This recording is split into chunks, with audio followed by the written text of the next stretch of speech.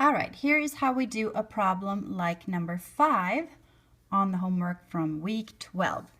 We are given the fact that we have a mean of 9 ounces and a variance, which remember that's the squared standard deviation, of 0.01.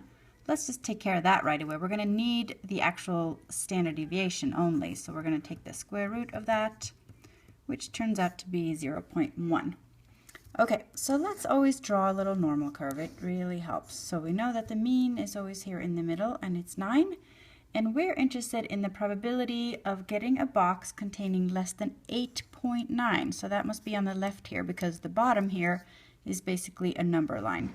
So here's 8.9 or less. So we're looking for this probability here, or area, whatever we want to call it. So we need to do two things. First, we're going to calculate the z-score, and then we're going to use that, to go to table 3 in Appendix B to find out some areas. All right, so let's get started.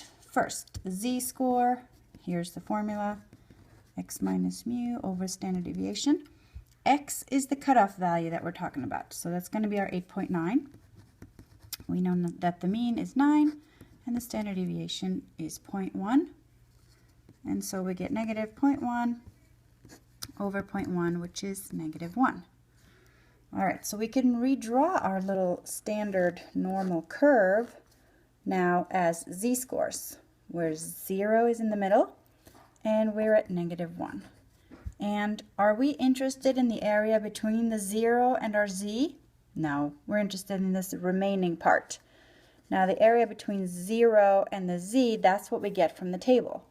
So what we're going to do is we're going to find this area from the table, and we know that this whole half is literally 1/2, 0.5. So what we're going to do is we're going to take 0.5 minus what we find in the table. Now, does our table have such numbers as negative 1? No, it only has positive z values. Do we know how to deal with that? Yes, because we know this whole thing is symmetric, so we can just look up 1, and the area from 0 to 1 is the same as the area from 0 to negative 1. So we're going to look up z value of 1 in the table and see what we find.